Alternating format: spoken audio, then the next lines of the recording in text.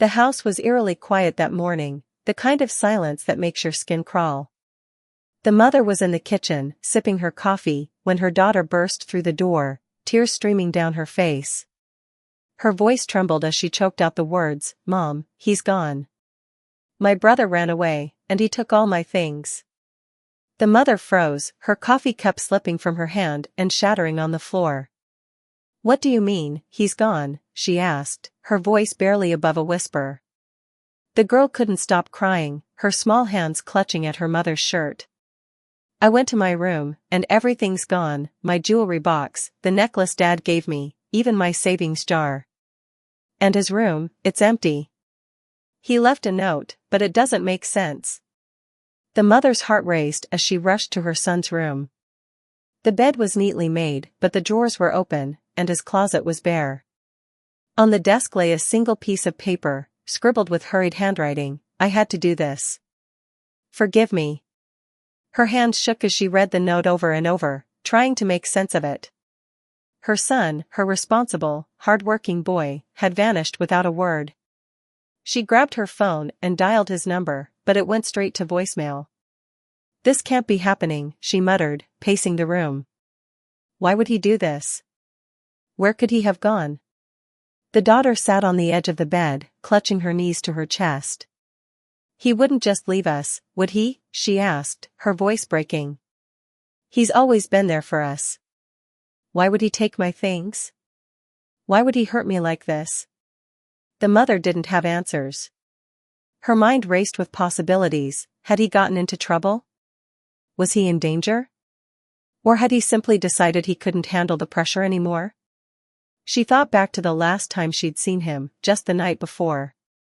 He'd seemed quieter than usual, lost in thought, but she'd assumed he was just tired from work. Now, she wondered if she'd missed the signs. The house felt emptier than ever, the silence pressing down on them like a weight. The mother sat beside her daughter, wrapping an arm around her trembling shoulders. "We'll figure this out," she said, though her voice lacked conviction. "We'll find him. He's our family. He wouldn't just leave us like this." But deep down, she wasn't so sure.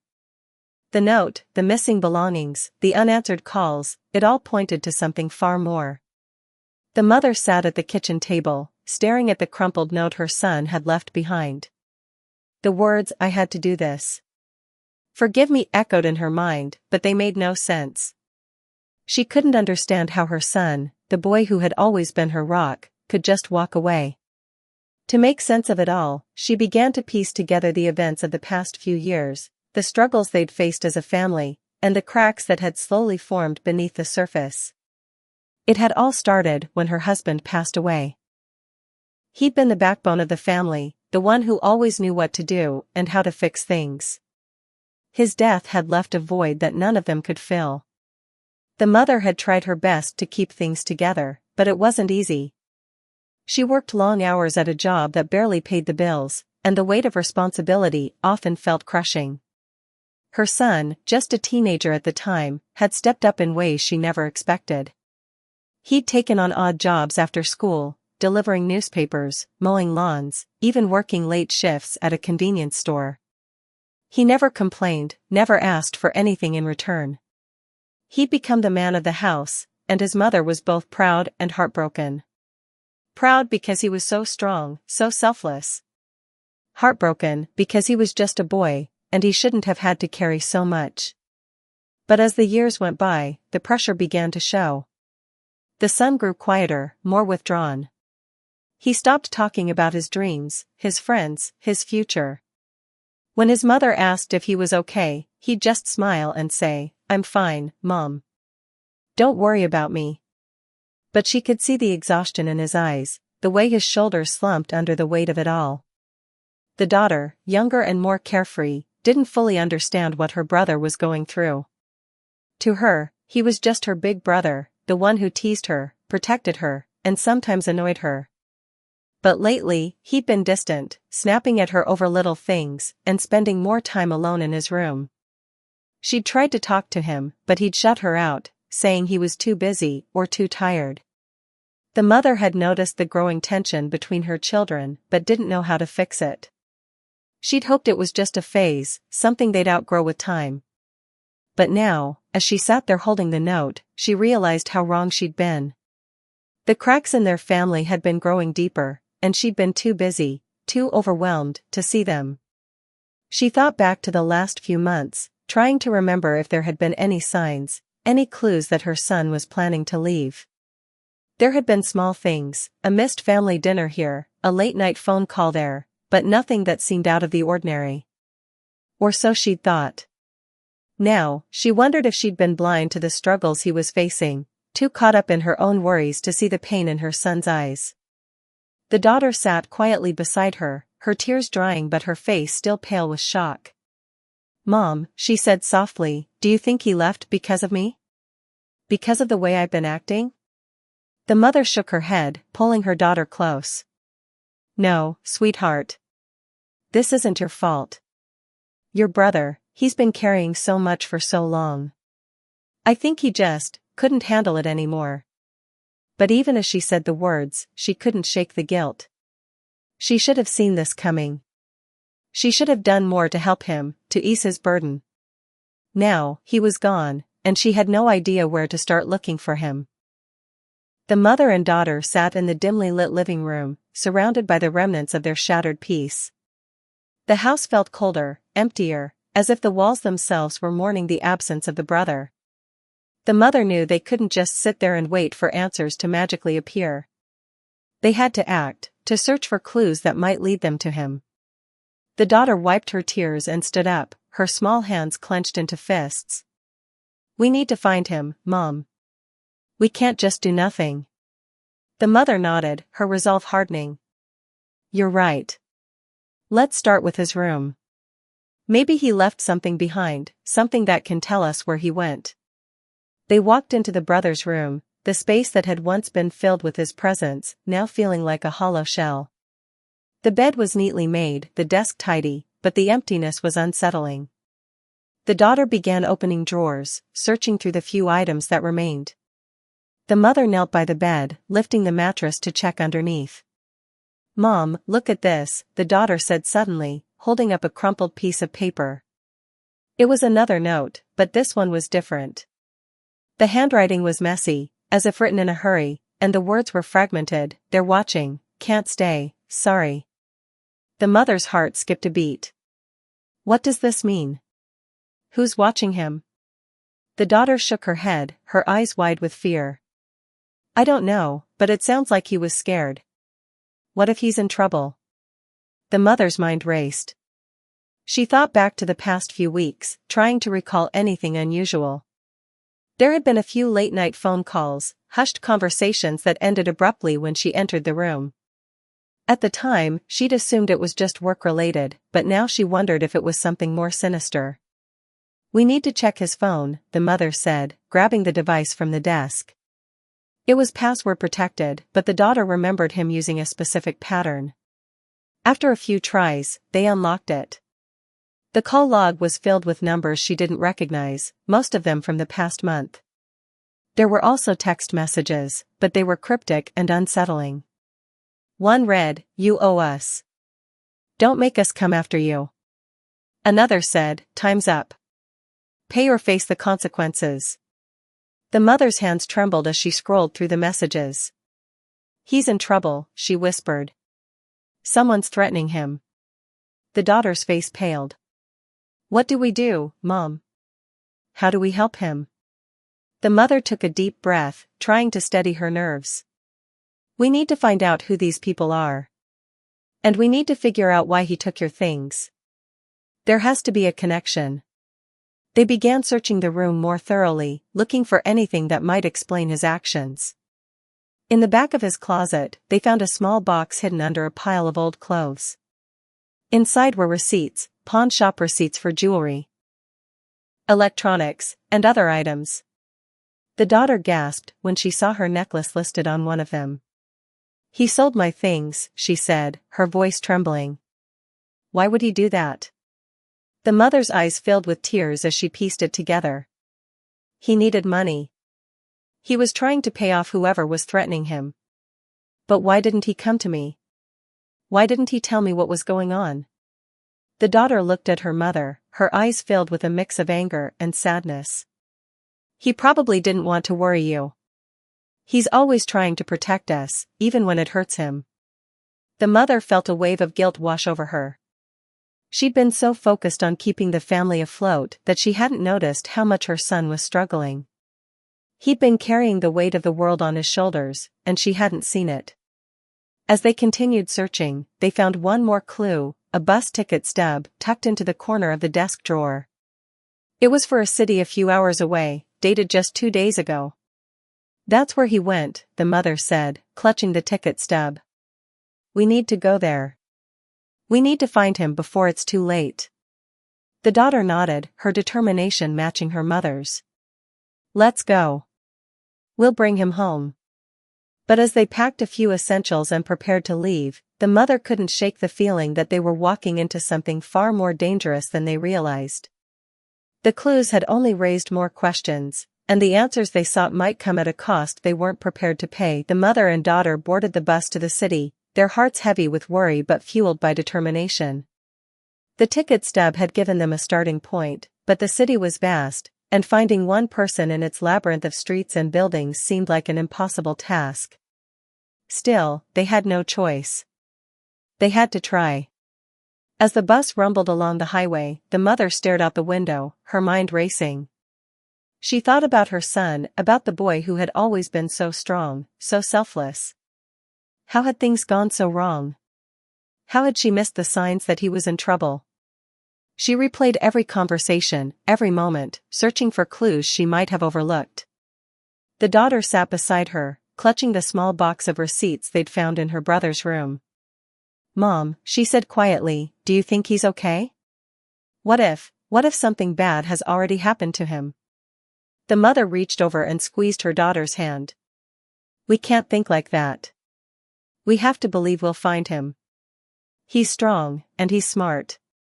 He'll be okay. But even as she said the words, she wasn't sure she believed them.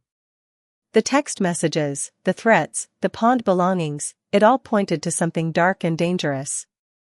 She couldn't shake the feeling that they were running out of time. When they arrived in the city, they started their search at the bus station. The mother approached the ticket counter, showing the clerk a photo of her son on her phone. Have you seen this young man? He would have arrived here 2 days ago. The clerk squinted at the photo, then shook his head. Sorry, ma'am. We get hundreds of people through here every day. I can't remember everyone. The mother thanked him and turned to her daughter. We'll have to split up. You take that side of the street, and I'll take this one. Ask anyone you see, shopkeepers, street vendors, anyone. Someone must have seen him. They spent hours walking the bustling streets, showing the photo to anyone who would listen. Most people shook their heads or brushed them off, too busy with their own lives to care. But then, just as the sun began to set, the daughter ran up to her mother, breathless and wide-eyed. Mom, I think I found something, she said, pulling her mother into a small convenience store.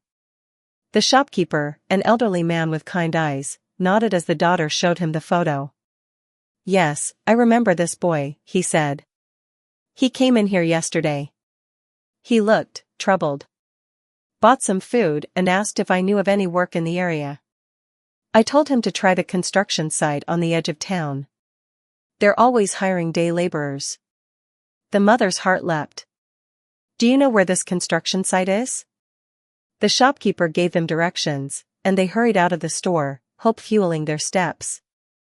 As they made their way to the edge of the city, the streets grew quieter, the buildings more run down. The construction site was easy to spot, a sprawling area filled with scaffolding, machinery, and workers in hard hats. The mother approached a foreman, showing him the photo. Have you seen this boy? We think he might be working here.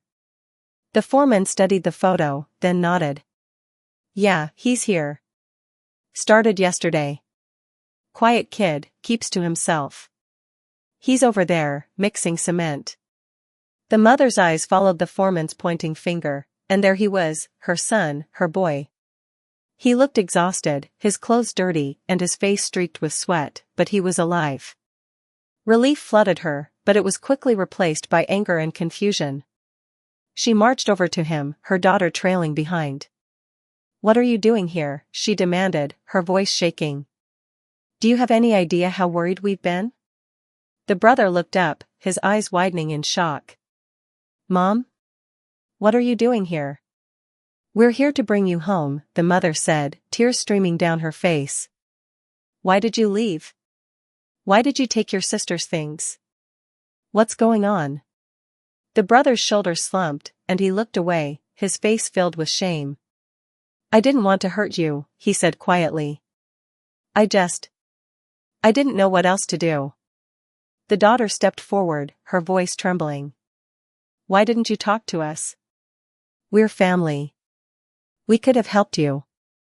The brother shook his head, his eyes filled with tears. "You don't understand. I messed up, and I didn't want to drag you into it. I thought if I just disappeared, you'd be better off." The mother reached out and grabbed his hand, her grip firm. "You listen to me. We're a family, and we stick together, no matter what.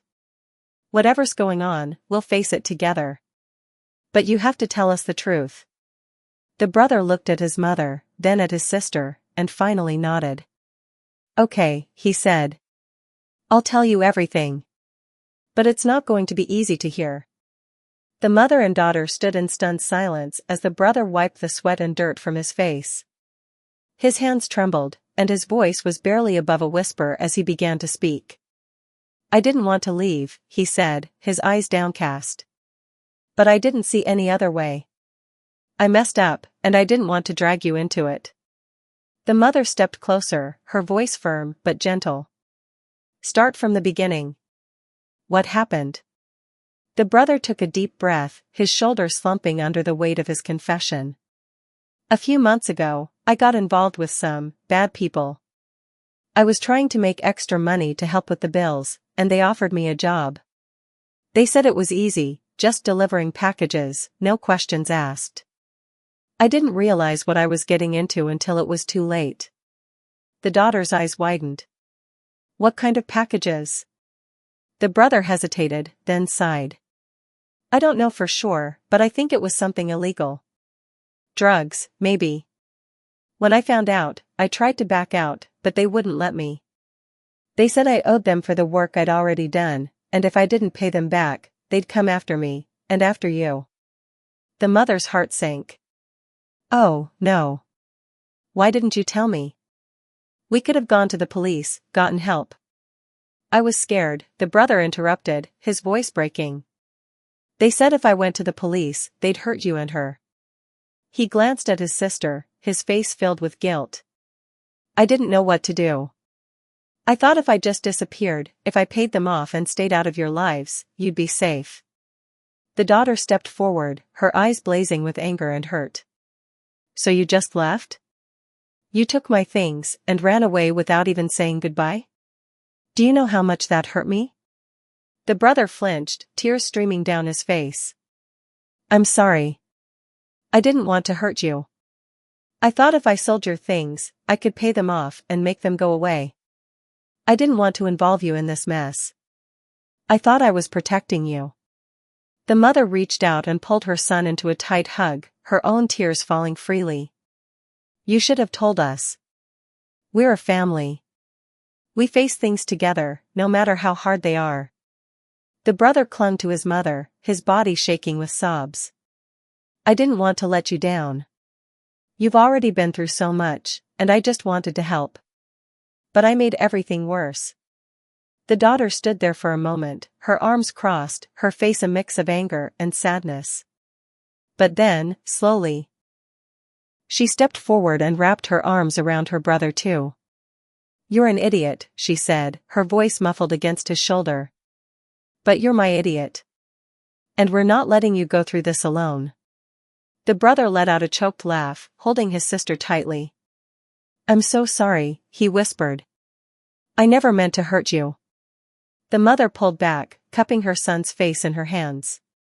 "We're going to fix this," she said firmly. "But we're doing it together. No more secrets, no more running away. We're a family, and we'll get through this as a family." The brother nodded, wiping his tears. Okay. But I don't know how to fix this. They're dangerous, and they're not going to just let me walk away. The mother's jaw tightened, her determination shining through. We'll figure it out. But first, we're getting you out of here. You're coming home with us. The brother hesitated, glancing over his shoulder at the construction site. I can't just leave. I need the money. No, the mother interrupted. You're not staying here. We'll find another way. But right now, you need to come home. The brother finally nodded, his shoulders relaxing for the first time in months. Okay. Let's go home. As they walked away from the construction site, the mother held her son's hand tightly, as if afraid he might disappear again. The daughter walked on his other side, her arm linked through his. For the first time in a long time, the family felt whole again. But the danger wasn't over. The brother's confession had only raised more questions, and the threats he'd been running from were still out there. The road ahead would be difficult, but they were ready to face it together. The ride back home was quiet, the weight of the brother's confession hanging heavily in the air. The mother kept glancing at her son, as if to reassure herself that he was really there, that he hadn't vanished again. The daughter sat in the back seat, staring out the window, her arms crossed. She was still hurt, still angry, but she didn't say a word. When they arrived home, the tension was palpable. The brother hesitated at the door, as if he wasn't sure he deserved to step inside. The mother gently nudged him forward. This is your home, she said firmly. You belong here. Once inside, the mother made tea, hoping the familiar ritual would ease the tension. They sat at the kitchen table, the silence stretching uncomfortably. Finally, the daughter broke it. Why didn't you trust us? She asked, her voice trembling. We're your family. We could have helped you. The brother looked down at his hands, his face filled with shame. I didn't want to burden you. You've both been through so much already. I thought if I handled it on my own, I could protect you. But you didn't handle it, the daughter shot back, her voice rising. You ran away. You took my things and left without even saying goodbye. Do you know how that felt? Like you didn't care about me at all. The brother flinched, his eyes filling with tears. I'm sorry. I never meant to hurt you. I thought I was doing the right thing. The right thing? The daughter repeated, her voice cracking. The right thing would have been to talk to us, to let us help you. Instead, you just left us wondering what we did wrong. The mother reached out and placed a hand on her daughter's arm. Sweetheart, your brother made a mistake. A big one. But he's here now, and he's trying to make things right. The daughter pulled her arm away, her eyes blazing. It's not that simple, Mom. He didn't just make a mistake, he broke my trust. How am I supposed to forgive him for that? The brother stood up abruptly, his chair scraping against the floor. You're right, he said, his voice shaking. I messed up. I hurt you, and I don't deserve your forgiveness. But I'm here now, and I'm going to do whatever it takes to make things right. I just need you to give me a chance. The daughter looked at him, her eyes filled with a mix of anger and sadness.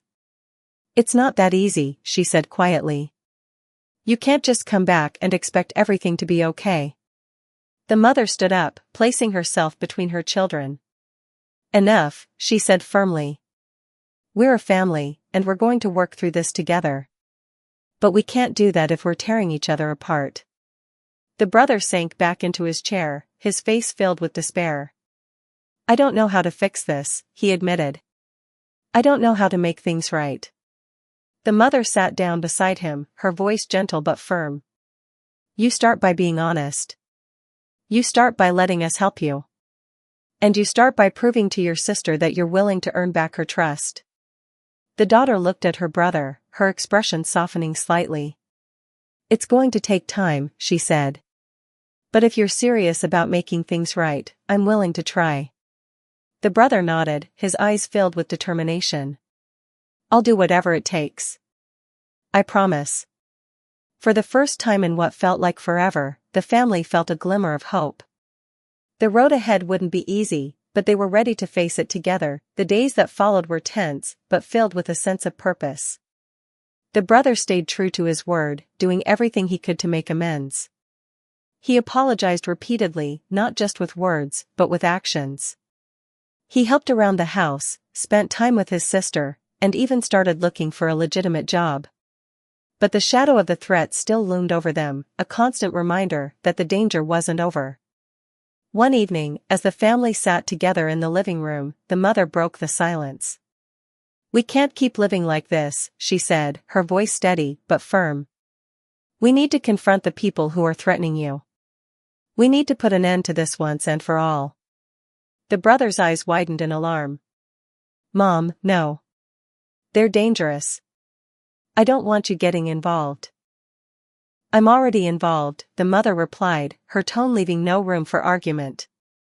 "You're my son, and I'm not going to let anyone hurt you. We'll go to the police, and we'll make sure they can't hurt us anymore." The daughter nodded in agreement. "Mom's right. We can't just sit here and wait for them to come after us. We have to fight back." The brother looked at his family, his heart swelling with gratitude and fear. "I don't want to put you in danger," he said quietly. "But if you're willing to stand by me, then I'll do whatever it takes to protect you." The next morning, they went to the local police station. The brother explained everything: the job he'd taken, the threats he'd received, and the fear that had driven him to run away. The police listened carefully, taking notes and asking questions. "This is serious," the officer said when the brother finished. "We'll need to investigate, but we'll also need your cooperation. Are you willing to help us bring these people to justice?" The brother hesitated, glancing at his mother and sister. They nodded encouragingly, their faces filled with determination. "Yes," he said firmly. "I'll do whatever it takes." The police launched an investigation, and the family worked closely with them, providing any information they could. It wasn't easy. The brother had to relive his mistakes, and the family had to face the reality of the danger they were in. But they were united, stronger than ever, and determined to see it through. As the days turned into weeks, the investigation began to yield results. The police identified the people behind the threats and gathered enough evidence to make arrests. The brother's cooperation was crucial, and he worked tirelessly to help bring them to justice. But the process took its toll. The brother was haunted by guilt and fear, and the family struggled with the stress of the situation. There were moments when it felt like too much, when the weight of it all threatened to crush them. But they leaned on each other, drawing strength from their love and determination. One evening, as they sat together after a long day, the daughter turned to her brother. "I'm proud of you," she said quietly. "I know this hasn't been easy, but you're doing the right thing." The brother looked at her, his eyes filled with gratitude. "I couldn't do it without you," he said. "Both of you. You've given me the strength to face this." The mother reached out and took her children's hands, her voice filled with emotion. "We're a family," she said. "And we'll get through this together." The day the police made the arrests felt like a turning point. The family watched from a distance as the individuals who had threatened the brother were taken into custody. It was a moment of relief, but also of closure. The weight that had been pressing down on them for months finally began to lift. The brother stood between his mother and sister. His shoulders squared, but his face pale. "It's over," he said quietly, as if he couldn't quite believe it. The mother squeezed his hand. "It's over," she repeated, her voice steady. "You did the right thing, and now we can move forward." The daughter looked up at her brother, her eyes shining with pride. "You were brave," she said. "I know it wasn't easy, but you faced it head-on. That's what matters." The brother smiled faintly, though his eyes were still shadowed with guilt. "I just wish I hadn't put you through all of this in the first place." The mother shook her head, her tone firm but gentle. "What's done is done. We can't change the past, but we can learn from it. And we can make sure nothing like this ever happens again." Over the next few weeks, the family began to rebuild their lives. The brother found a legitimate job, one that didn't involve shady dealings or dangerous people. He worked hard, determined to prove to himself and his family that he could be trusted again. The daughter, though still hurt by what had happened, began to forgive her brother. She saw how hard he was trying, how much he wanted to make things right. Slowly but surely, their bond began to heal. The mother, too, found a sense of peace. She had always been the rock of the family, but now she felt a renewed sense of strength. She had faced her fears, stood up for her children, and come out stronger on the other side. One evening, as they sat together at the dinner table, the mother looked at her children and smiled. "We've been through a lot," she said. "But we've come out of it together. And that's what matters." The brother nodded, his eyes filled with gratitude. "I don't know what I'd do without you," he said. "You've given me a second chance, and I'm not going to waste it." The daughter reached across the table and took her brother's hand. "We're a family," she said. "And no matter what happens, we'll always have each other." The brother smiled, a genuine smile that reached his eyes for the first time in months. "Thank you," he said, "for not giving up on me." The mother reached out and took both of her children's hands, her heart swelling with love and pride. "We'll never give up on you," she said. "Because that's what family does." Months had passed since the arrests, and life had slowly returned to normal. The family had weathered the storm together, and though the scars remained, they had grown stronger because of them. The brother had settled into his new job, the daughter had forgiven him, and the mother had found a sense of peace she hadn't felt in years. One sunny afternoon, the family decided to take a trip to the park, a place they hadn't visited together in a long time. They spread a blanket on the grass, unpacked a picnic, and sat together, enjoying the simple pleasure of each other's company. As they ate, the mother looked at her children, her heart filled with gratitude. "You know," she said, "I've been thinking a lot about everything we've been through. And I've realized something important." The brother and daughter looked at her, curious. "What is it, Mom?" the daughter asked. The mother smiled.